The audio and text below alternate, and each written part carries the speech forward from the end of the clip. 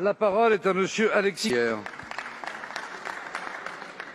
Monsieur le Premier ministre, dimanche dernier, un consortium international de 17 médias nommé Forbidden Stories a révélé l'existence d'un vaste réseau d'espionnage mondial via les téléphones portables nommé Pegasus.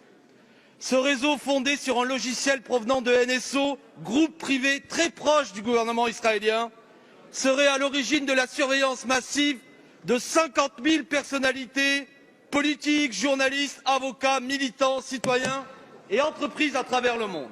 En France, 1 millier de nos concitoyens seraient concernés. Avec Pegasus, il ne s'agit pas d'une cyberattaque privée, mais bien d'un acte d'agression d'État contre État.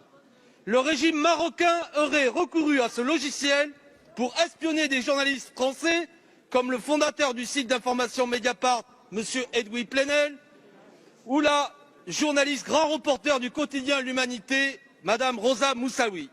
Le gouvernement français, pour l'heure, n'a fait connaître aucune réaction officielle, si ce n'est quelques propos évasifs de son porte-parole. Pourtant, c'est notre souveraineté et notre indépendance qui sont en cause. Monsieur le Premier ministre, devant la représentation nationale, je souhaiterais des réponses claires aux questions suivantes. Étiez-vous au courant de ces faits graves avant les révélations de la presse? Savez-vous d'ailleurs si certains d'entre nous, ici sur ces bancs, sont concernés par cet espionnage? Pouvez-vous affirmer devant l'ensemble des députés que l'État français n'a jamais recouru, directement ou indirectement, à ce logiciel espion extrêmement intrusif ou à l'un de ses équivalents pour surveiller des journalistes et des responsables politiques français? Quelles mesures comptez-vous prendre pour informer et protéger nos concitoyens visés par Pegasus?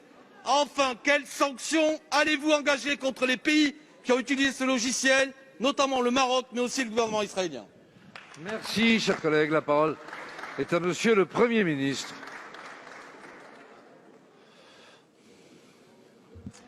Monsieur le Président, Mesdames et Messieurs les députés, Monsieur le député Corbière, je vous ferai une réponse à la fois solennelle et très courte, en vous disant premièrement, les faits que vous venez de rapporter, s'ils sont avérés, sont effectivement d'une très grande gravité.